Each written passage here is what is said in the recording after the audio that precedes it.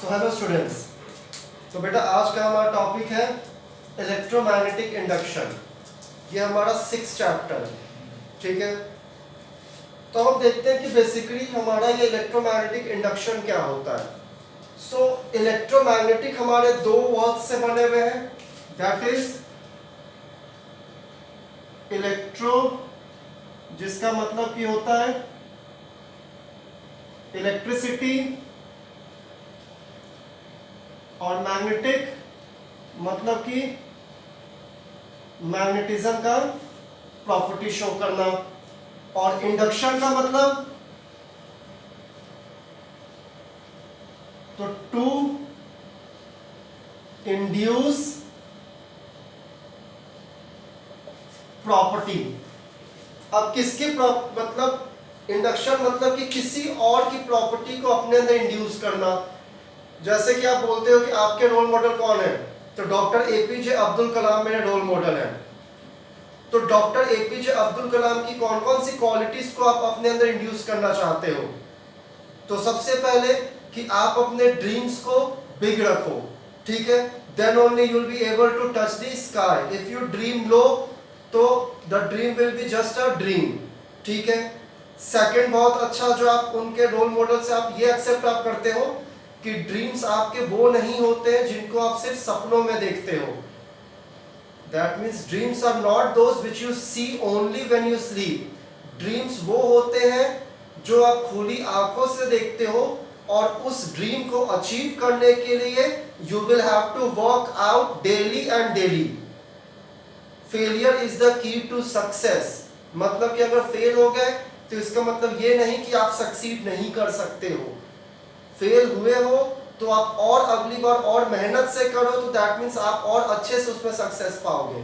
जो भी हमारे साइंटिस्ट होते हैं वो क्या होते हैं, एक बार में हमारा कोई भी चंद्रयान 1 चंद्रयान 2 या कुछ भी ऐसा एक बार में नहीं बना था। इसको बनने में समय लगा था, इसके ऊपर आपका इन्वेंशंस किया गया था, आपका देखा गया था किन किन चीजों को हम एडअप कर सकते हैं, ठीक है। तो अब हम देखते हैं कि इलेक्ट्रोमैग्नेटिक इंडक्शन बेसिकली हमारा क्या होता है। सो इलेक्ट्रोमैग्नेटिक इंडक्शन का मतलब होता है कि टू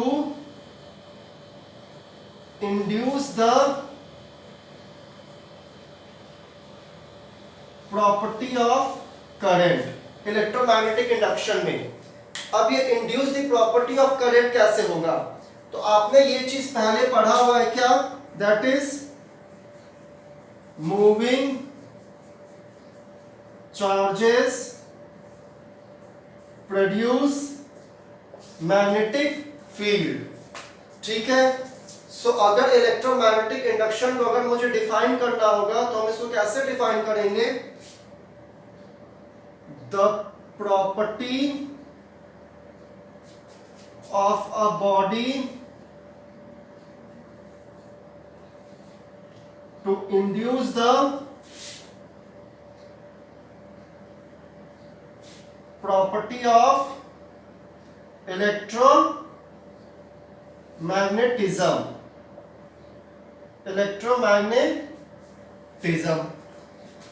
तो ये तो बस था हमारा स्टार्टिंग इलेक्ट्रोमैग्नेटिक इंडक्शन हमारा होता क्या है। अब ये इलेक्ट्रोमैग्नेटिक इंडक्शन में जो आपका एक ये पॉइंटर था that moving charges produce magnetic field, इसको ऑलरेडी आपने क्लास 10th में भी पढ़ा हुआ है। सोलेनॉइड के केस में आपने मैग्नेटिज्म में भी पढ़ा इन केस ऑफ सोलेनॉइड। इस चीज को और बेहतर से किन्होंने समझाया, तो फैराडे ने। किन्होंने, तो फैराडे ने।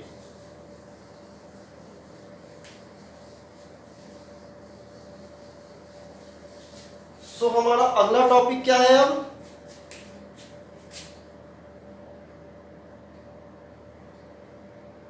फैराडे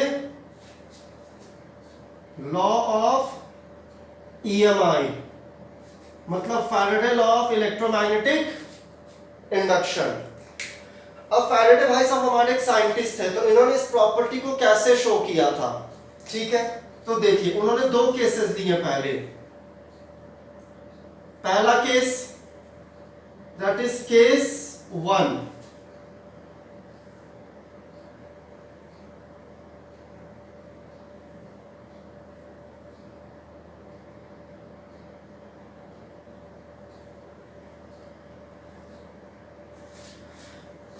उन्होंने आपका एक सर्किट लिया, ठीक है, नॉर्मल सा, जिसमें कि आपका सिर्फ एक गैल्वेनोमीटर था। हमने कहीं पे भी हमने बैटरी को या कुछ भी हमने अटैच इसमें नहीं किया था। उसके बाद उन्होंने यहाँ पे एक मैग्नेट लिया। अब ये जो मैग्नेट था, इस मैग्नेट से हमारा क्या हो रहा था, तो इस मैग्नेट से परपेंडिकुलर डायरेक्शन में हमारी मैग्नेटिक फील्ड लाइंस हमारी कंटिन्यूअसली बाहर की तरफ निकल रही थी। तो फर्स्ट स्टेप में उन्होंने क्या किया कि ये जब गैल्वेनोमीटर, जब ये इससे कुछ डिस्टेंस पे रखा हुआ था मैग्नेट, तो ये गैल्वेनोमीटर आपका कोई भी डिफ्लेक्शन शो नहीं कर रहा था, मतलब ये अपने जीरो के पोजीशन पे था। आपने अगर गैल्वेनोमीटर को देखा होगा तो गैल्वेनोमीटर आपका किस टाइप का होता है, मूविंग कॉइल गैल्वेनोमीटर में, मतलब ये आपका जीरो होता है, ये 1 ये 2 ये 3, ये 1 ये 2 ये 3, और इसी बेसिस पे ये डायरेक्शन बताता है कि डायरेक्शन आपका क्लॉकवाइज है या डायरेक्शन आपका एंटी क्लॉकवाइज है। तो गैल्वेनोमीटर में कोई डिफ्लेक्शन हमारा अभी शो नहीं हो रहा था। उसके बाद उन्होंने क्या काम किया कि उन्होंने इस मैग्नेट को इस सर्किट के पास लेकर के आए। तो उन्होंने क्या ऑब्जर्व किया कि when the magnet was brought close or near to the circuit, he observed that the galvanometer showed a deflection. ये यहाँ पे मैग्नेटिक कंपास नहीं है, गैल्वेनोमीटर है। सो उन्होंने क्या ऑब्जर्व किया, that when this magnet was brought closer to this circuit, so we observed a deflection in the galvanometer। उन्होंने फिर क्या काम किया अगले स्टेप में, ये हमारा स्टेप 1 था, ऊपर लिख रहा हूं, ये हमारा स्टेप 1 था। स्टेप 2 में उन्होंने क्या काम किया, उन्होंने फिर से सेम सर्किट लिया,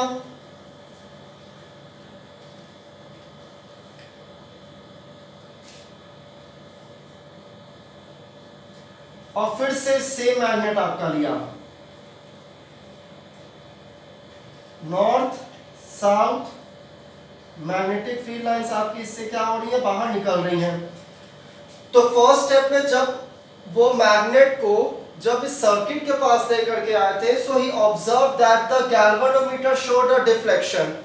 सो इन द सेकंड केस उन्होंने क्या किया कि इस मैग्नेट को पास लाने के बाद इसको दूर लेकर के गए। तो जब वो इस मैग्नेट को इससे दूर लेकर के गए, तो अगेन ही ऑब्जर्व दैट की मैग्नेट की जो हमारा गैल्वेनोमीटर था उसने फिर से एक डिफ्लेक्शन शो किया, बट इस बार जो डिफ्लेक्शन था it was in the opposite direction. That means in first case when the magnet was brought closer to the circuit, so the galvanometer showed a clockwise deflection. So in the second case, as he moved the magnet away from the circuit, he observed that the galvanometer again showed a deflection, but in the opposite direction or in the anti-clockwise direction. तो इस experiment से उन्होंने क्या कहा कि हमारा magnet की वजह से हमारा जब गैल्वेनोमीटर ने डिफ्लेक्शन शो किया है, तो गैल्वेनोमीटर तो डिफ्लेक्शन सिर्फ करंट की वजह से शो करता है, but by this experiment he concluded that कि आपने पढ़ा था कि moving charges produces magnetic field, लेकिन यहाँ पे मैग्नेटिक फील्ड की वजह से आपका करंट इस सर्किट में इंड्यूस हुआ है। That means due to this magnetic field current has been induced in the circuit. So इनका ऑब्जर्वेशन का कंक्लूजन क्या था, तो इनका कंक्लूजन था due to the magnetic field current is induced। Current आपका क्या हुआ, आपका करंट इंड्यूस हुआ। तो ये उनका केस 1 था एक्सपेरिमेंट का। जब आप इसको अपने कॉपीज में नोट डाउन करोगे तो आप क्या काम करोगे कि आप सिंपली जो स्टेप्स को मैंने आपको समझाया है आपको उसको सिर्फ अपने ओन वर्ड्स में डिफाइन करना है। अगर आपसे बोर्ड एग्जाम में भी आता है तो you can define it in your own words. बस की पॉइंटर्स क्या होंगे, that when the magnetic compass when the magnet was brought near to the circuit, we observed that the galvanometer showed a deflection. In case 2, when the magnet was taken away from the circuit, the galvanometer again showed a deflection but in the opposite direction. So by this experiment we can conclude that the moving magnetic field produces current. ठीक है, अब case 2 की हम लोग बात करते हैं.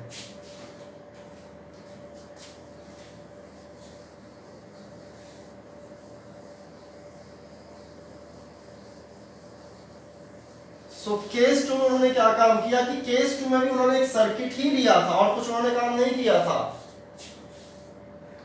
उन्होंने केस 2 में फिर से उन्होंने क्या काम किया कि इस बार आपका जो मैग्नेट है, आपका फिर से आपका मैग्नेट रखा, ये आपका स्टेप 1 है. स्टेप 2 में उन्होंने क्या काम किया कि फिर से आपके मैग्नेट को यहीं पे रखा, सेम, ठीक है, और फिर से हमारा एक सेम सर्किट लिया.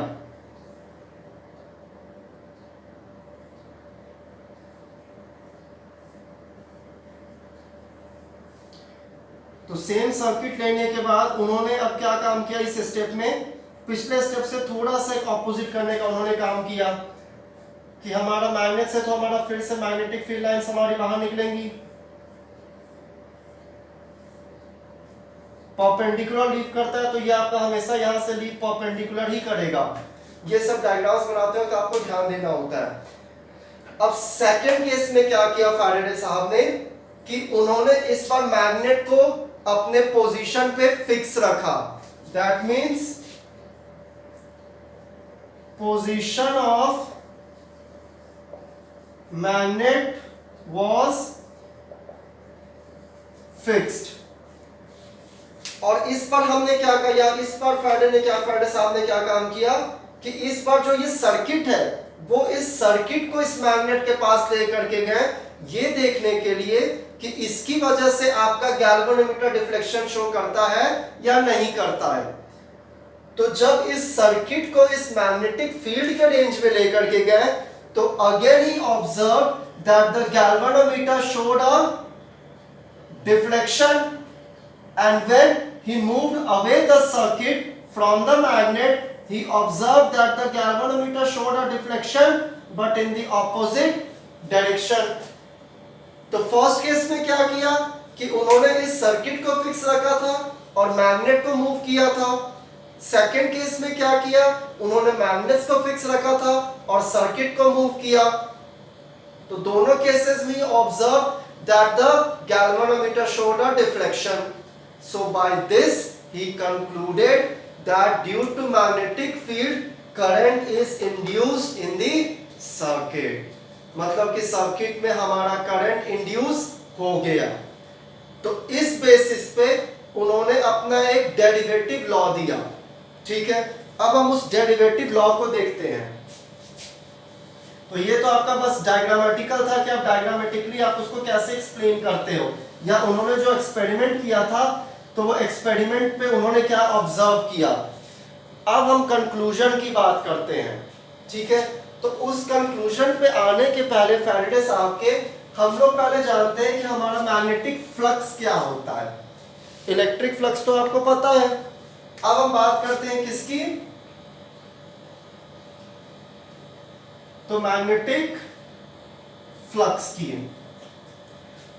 ठीक है, तो सबसे पहले आपने क्या किया मैग्नेटिक फ्लक्स में भी कि आपने एक सरफेस लिया. ठीक है, जिसका कि आपका एरिया क्या है, आपका इस सरफेस का एरिया ए है. अब इस सरफेस से हमारे जो मैग्नेटिक फील्ड लाइंस हैं वो हमारे कैसे पास करेंगे फ्लक्स क्रिएट करने के लिए, इसके परपेंडिकुलर पास करेंगे. सो जब परपेंडिकुलर पास किया तो यहां पे आप देखो तो यहां पे एक एंगल थीटा बना. और थीटा एंगल किसके किसके बीच में बना, तो थीटा एंगल आपका मैग्नेटिक फील्ड और एरिया के बीच में आपका थीटा एंगल बना। तो फिर फ्लक्स, मैग्नेटिक फ्लक्स को कैसे डिफाइन किया? That magnetic flux phi B, that means flux magnetic is equal to A into B cos theta. Magnetic flux is equal to A, that is area, ये A हमारा क्या है? Area, और B cos theta. ठीक है, अब यहां पे आपके स्पेशल केसेस आते हैं। दैट मीन्स जब आपका थीटा क्या हो गया? 0 degrees, that means cos theta is equal to 1 हो गया। तो उस केस में आपका मैग्नेटिक फ्लक्स कितना होगा? तो it will be equal to B A cos, मतलब बी डॉट ए की इक्वल होगा वो हमारा, क्योंकि cos theta is equal to 1 हो गया हमारा। Second case, when theta is equal to 90 degrees, so cos 90 is equal to 0, तो उस केस में हमारा मैग्नेटिक फ्लक्स क्या हो गया? 0 हो गया। तो ये जो स्पेशल केसेस है, हमें क्या पता चल रहा है कि यहाँ पे आपका जो थीटा एंगल है ये आपका 0 डिग्रीज का है, ठीक है, या फिर कुछ ना कुछ 0 डिग्री से ज्यादा या कम है, और दूसरा केस आपका 90 डिग्रीज का है। तो अगर मैं 90 डिग्रीज के केस को यहाँ पे ड्रॉ करूंगा तो 90 डिग्रीज का केस हमारा कुछ ऐसा आ जाएगा, ठीक है। और 90 डिग्रीज का केस ऐसा होने का मतलब क्या हो गया कि जो आपका पेपर है, पेपर के पैरेलल में आपका मैग्नेटिक फील्ड लाइन अगर मूव कर रहा है, 90 का मतलब क्या हो गया? उसके आपका पैरेलल में मूव कर रहा है, सिर्फ वही हो गया। अगर डायग्राम अगर आप देखोगे 3D फिगर्स में तो स्पेशल केसेस ये थीटा इक्वल टू 0 डिग्रीज और theta is equal to 90 degrees, तो आपकी फ्लक्स की आपको दो वैल्यूज मिलेंगी। तो ये तो था हमारा मैग्नेटिक फ्लक्स। अब हम आते हैं किस पे? फैराडे लॉ पे। फैराडे बोलो, फराडे बोलो, सब चलता है, वो डिपेंड आप पे करता है कि बस आप बोलो कुछ भी, बस जब आपसे कोई पूछे तो आप उसको सही से एक्सप्लेन करो और पूरा एक्सप्लेन करो, चाहे आप उसको फराडे बोलो या फैराडे बोलो, but the correct pronunciation is Faraday. ठीक है, तो हमने एक्सपेरिमेंटल स्टेटस हमने देख लिया था Faraday law of electromagnetic induction का। अब हम इसका डेरिवेटिव स्टेटमेंट देखेंगे, मतलब derivative statement of Faraday law. ठीक है, तो डेरिवेटिव स्टेटमेंट में फैराडे ने क्या कहा था? एक टर्म उन्होंने दिया था ईएमएफ। ईएमएफ मतलब इलेक्ट्रोमोटिव फोर्स, डिनोटेड बाय ई। तो अब ये इलेक्ट्रोमोटिव फोर्स क्या होता है? तो ये इलेक्ट्रोमोटिव फोर्स आपका एक तरीके का वो फोर्स होता है जिसकी वजह से आपका इलेक्ट्रोमैग्नेटिक इंडक्शन प्रोड्यूस होता है। क्या होता है? इलेक्ट्रोमैग्नेटिक इंडक्शन प्रोड्यूस होता है या अप्लाई होता है, ईएमएफ, सिंपल। ठीक है, अब फैराडे भाई साहब ने क्या कहा था कि जो हमारा ईएमएफ है, EMF is directly proportional to minus of change in magnetic flux। मतलब डेफिनेशन फॉर्मूला ने क्या कहा था? that कि EMF produce is negative of change in magnetic flux. ठीक है, अब उन्होंने ये नेगेटिव साइन बेसिकली क्यों लाया? इसको तो हम पॉजिटिव भी लेकर के चल सकते थे। ठीक है, तो अगर आप डायग्राम को ध्यान से रिकॉल करो और अगर आप डायरेक्शंस को देखोगे, ठीक है, तो डायरेक्शन में उन्होंने क्या ऑब्जर्व किया था कि जब मैग्नेट को हम पास में लेकर के आए थे तो गैल्वेनोमीटर का डिफ्लेक्शन इस साइड में था, और जब हम दूर लेके गए थे तो गैल्वेनोमीटर का डिफ्लेक्शन ऑपोजिट साइड में था। जबकि जनरली अगर आप प्रैक्टिस में देखोगे तो आप जब इसको पास लेकर के आओगे तो आपका क्या होना चाहिए था, आपका मैग्नेटिक मतलब आपका जो गैल्वेनोमीटर है वो भी आपका ऑपोजिट डायरेक्शन मतलब सेम डायरेक्शन में पॉइंट आउट करना चाहिए था। बट उन्होंने क्या बोला कि जिस डायरेक्शन में आपका ईएमएफ, जिस डायरेक्शन में आपका मैग्नेटिक फ्लक्स होगा उसके ऑपोजिट डायरेक्शन में आपका ईएमएफ प्रोड्यूस होगा। और ऑपोजिट डायरेक्शन में ईएमएफ प्रोड्यूस होने का मतलब क्या हो गया कि आपका जो प्रोडक्शन ऑफ करंट है, the production of the current is in the same direction. क्योंकि ईएमएफ और करंट के बीच में अगर आप रिलेशनशिप देखोगे तो current is equal to EMF upon resistance होता है आपका। करंट किसके इक्वल होता है, तो करंट को जब आप डिफाइन करते हो तो current is equal to EMF upon resistance. हम उन फैक्टर्स की भी अभी हम आगे बात करेंगे कि हमारा वो कैसे होता है या कितना उसका वैल्यू होगा हमारा, ठीक है। तो अभी हम जब बात कर रहे थे डेरिवेटिव स्टेटमेंट की, तो डेरिवेटिव स्टेटमेंट में फैराडे भाई साहब ने बोला था that EMF is directly proportional to the negative of change in magnetic flux. Proportional sign हमने हटाया तो EMF is equal to minus of d phi b by dt with a constant k। k हमारा क्या है, constant है। and if k is equal to 1, k is equal to 1 मतलब सारे parameters, मतलब जो आपका टाइम है, टाइम भी आपका यूनिट हो, मैग्नेटिक फ्लक्स जो आपका हो या मैग्नेटिक फील्ड भी जो आपका प्रोड्यूस हो रहा है वो भी आपका यूनिट मैग्नेटिक फील्ड प्रोड्यूस हो। तो जब इन सारे कंसीडरेशंस को जब हम सेम लेंगे तो हमारे k की वैल्यू कितनी हो जाएगी, 1। तो हमारा EMF कितना हो जाएगा, minus of d phi b by dt। और यही हमारा क्या था, तो यही था हमारा EMF का फॉर्मूला। और इसे किसने दिया था, तो इसे हमारे फैराडे भाई साहब ने दिया था। ठीक है बच्चों, चलिए थैंक यू क्लास।